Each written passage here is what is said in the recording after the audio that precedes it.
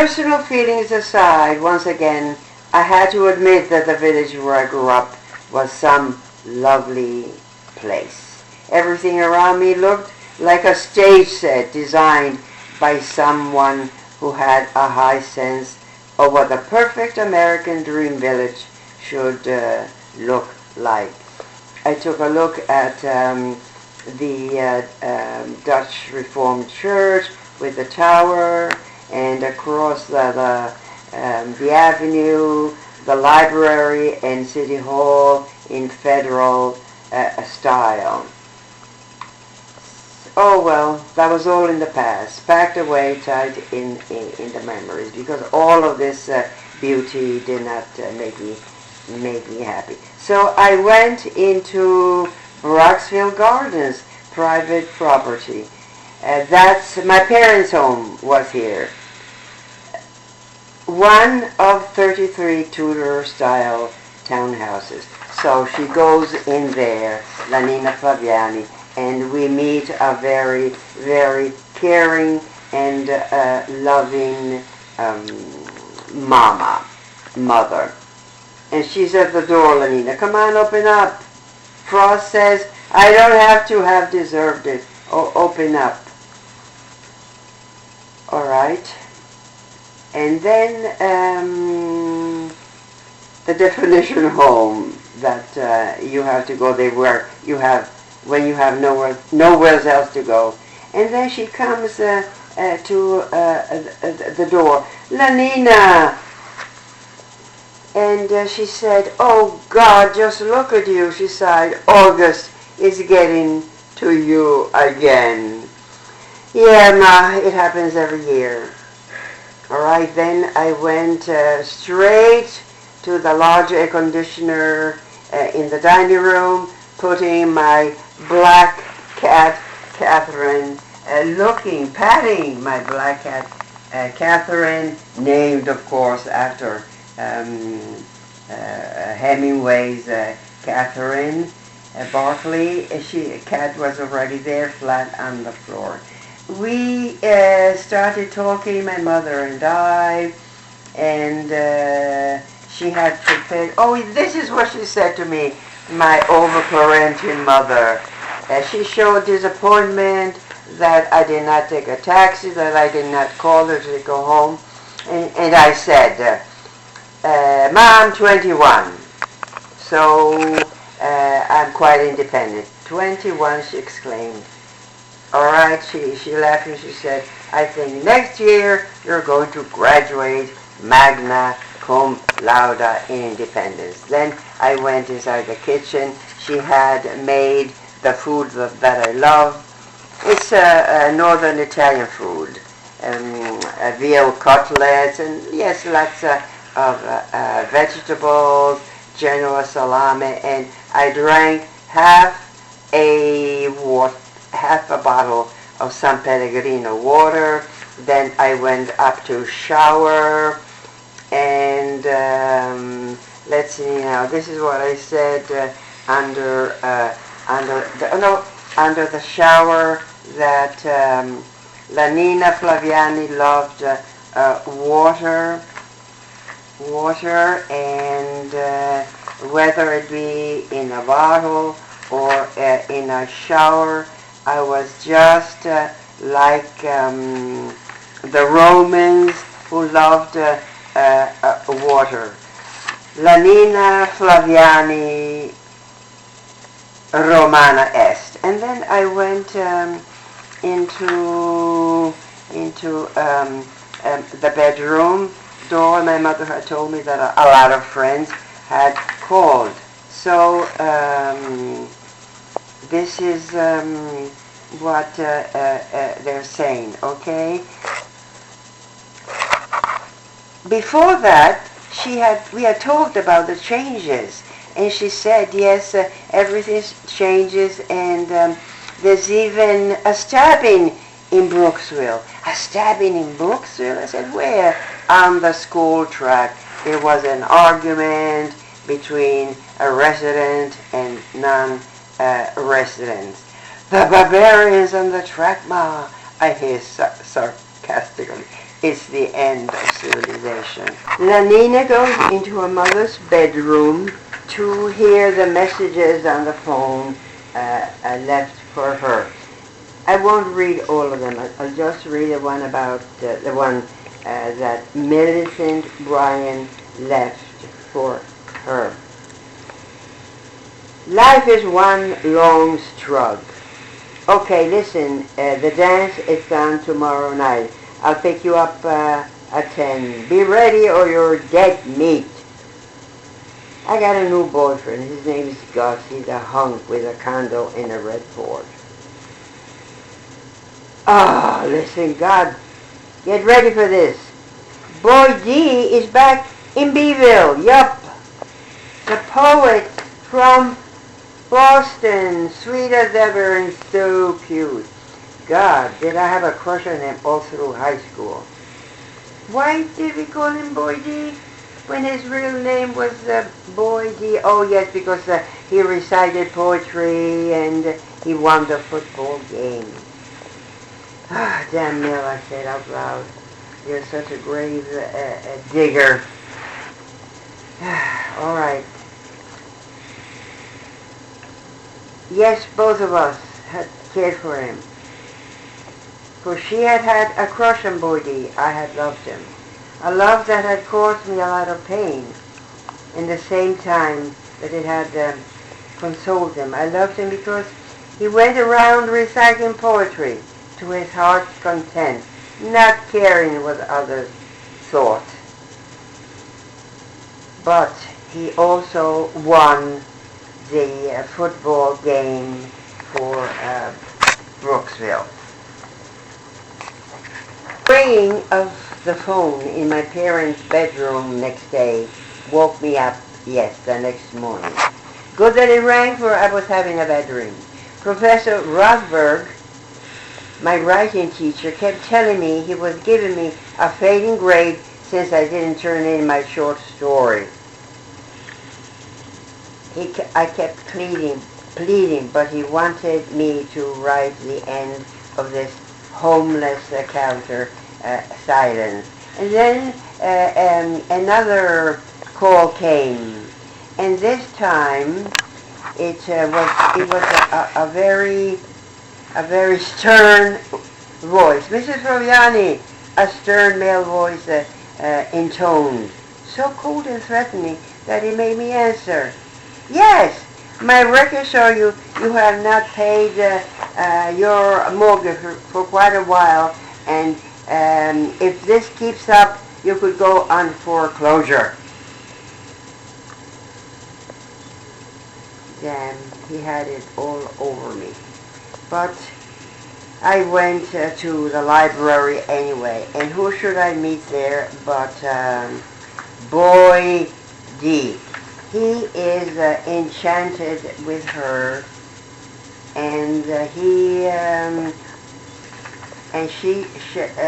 she, of course, at first when she sees him, the effect inside of me was an outburst of wild emotions. After all, I had loved him. Now, Boy D wants to meet Lanina and to reminisce about. Lanina goes into her mother's bedroom to listen to the messages that she got on that phone. A lot of friends, but most of all, she's interested in what her dear friend, still living in Brooksville says, Millicent Ryan. Oh, listen, God, get ready for this. Boy D's back in Beeville. The poet from Boston, sweet as ever and so cute. God, did I have a crush on him all through high school. We called him Boy D because I didn't know it was Boyd Dean. Remember that he went around reciting poetry, but he got away with it because he won the football game for Brooksville. So I'll pick you up tomorrow night. 5 Boy D, and I didn't want to hear about it. So I went to sleep. And the ringing of the phone in my parents' bedroom woke me up the next morning. Because it rang for I was having a bad dream. Professor Rothberg kept telling me he was giving me a failing grade since I didn't turn in my short story. And then the telephone rang. Pay immediately, or we could begin foreclosure proceedings. You wouldn't want to lose your home and become homeless. I felt like saying, yes, yes, I want to, because I'm writing a short story about a homeless man, and I need to experience what he's experiencing. I didn't have what it took to say that, and instead, in a cool voice, I countered with, this is harassment, there's a law against it. You have to pay your debts. And it reminded me of Great Expectation, Miles Flanders, and all of that. And now she does go to the library, and she meets Boy D there by chance. Wham! My poor unsuspecting eyes went tumbling into the soft, sweet eyes of Boy D. I sometimes, in my tidiness, remember them. This time, though, they were staring at me with a look of baffled admiration. The effect inside of me was an outburst of wild emotions. He suggests to her that they meet and reminisce about the good old days in the Brooksville High School. She doesn't want to because she says, for me, it was a hell. He's baffled. But the next day, Lenina goes walking on the track, and she meets him. She meets him, and he's under a tree reciting a poem. Oh, Attic shape, fair attitude, with it was Keith. And so I think she also says, she finishes it. Beauty is truth, truth, beauty, that is all you know on earth and all you need to know. And they meet again one evening on the platform. He was there all by himself up on the speaker's platform, above the stands, facing the football field, just where I had left him. And we reminisced about our high school days. So you want to reminisce? Okay, let's. Now, I started saying about the things that had gone wrong. First of all, it had gone well, and then in high school it had really turned back. Action! I had returned to school, to the 9th grade, hoping high school would make my sadness go away. Instead, it made it worse. The high school was completely different from other years.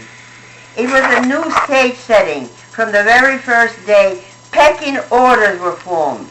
It was a natural process according to background, religion, country club of your parents, and of course, the clothes you wore.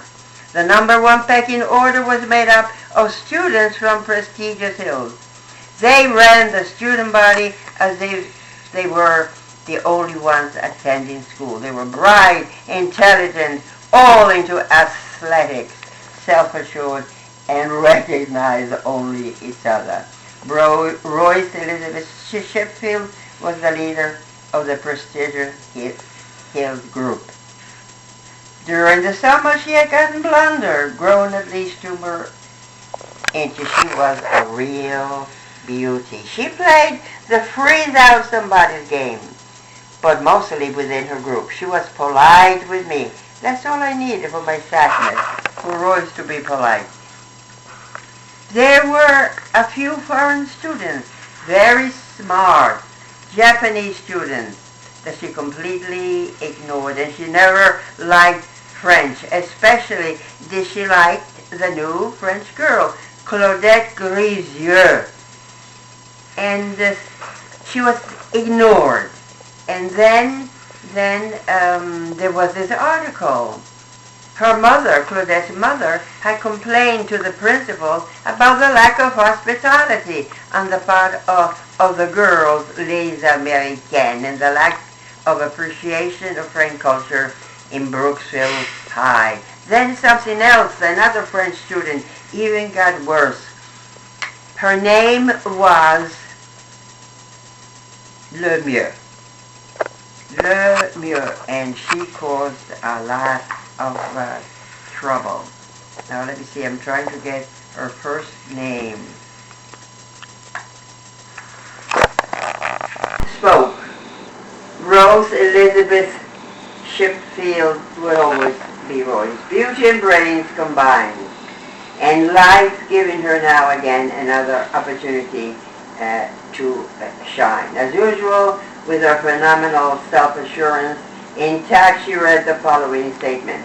I consider it a privilege to be appointed chairperson of the Boyd Dean Foundation, Brooksville chapter.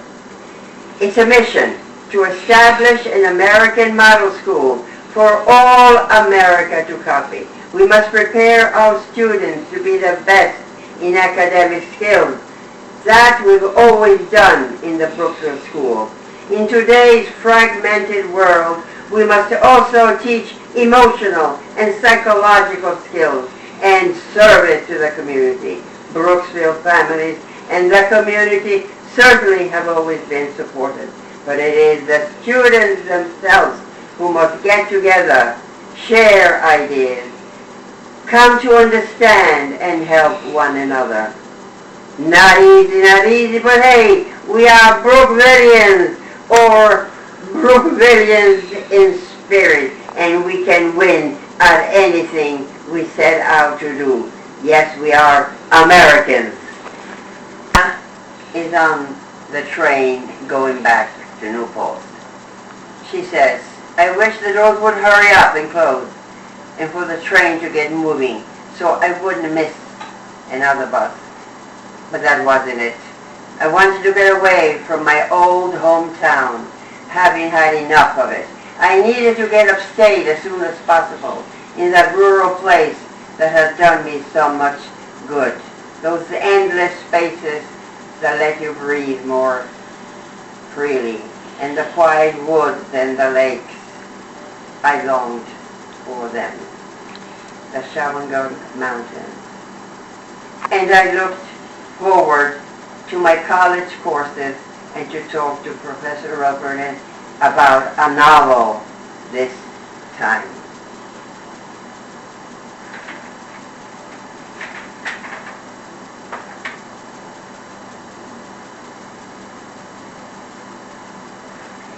Mail came to the train and gave me a check from the Boyd Dean Foundation. I stayed calm, extremely calm, and reading the note with the Boyd Dean Foundation letterhead. But it could be a phony check. A phony check.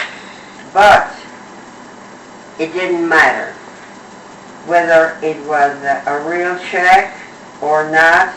I was going to do what I had to do, write a novel. I almost remembered what Boyd had said. That afternoon, his poet's eyes had a mischievous sparkle on them that made my lips tingle and move into a smile. And I even heard his voice, love Brooksville, Lenina. Love Brooksville as you would like. I was bringing all of them, all of these people that I knew on the Metro North train. Real people, seeing them already as literary characters, waiting for me to make them come alive on paper. One thing for sure, they'd always be there for me, to keep me from being lonely and diluting my fears. I stared at many who were mean-spirited, vulgar, many kinds. The train kept moving, the Vivaldi music kept playing in me, and I kept looking at them with a piercing feeling of possessive love. In my bruised and puzzled heart, I love them, I told myself, taking me and them further and further away from the 1 square mile storable place I once called home. I do love Roxville, I said to myself. No use denying it. And I love even August. So here I am once again. This is Nivesa Brito Hatsley. All call me Nivesa, not Ishmael, but Nivesa. Now friends in literature that we are together via this high-tech communication vehicle. I thank you. I only read this coming-of-age novel. There's much more to it. It's a today novel focusing on the problems that face American society today. And in 2014, financial problems, gun galore, foreclosures, homelessness, gun violence, etc., etc. But it also brings hope, this book. You can find it at Amazon. It brings hope by remembering that the values of America that are always there. Caring, giving back, love, natural and man-made beauty. Beauty. See, Sabina lived for a long time in the village of Bronxville, Westchester County, New York. One of these days, Sabina is going to be back from Missouri, where she's living now, and she's going to make a film of Bronxville that inspired her book. And then I do hope you can meet her in person. The best.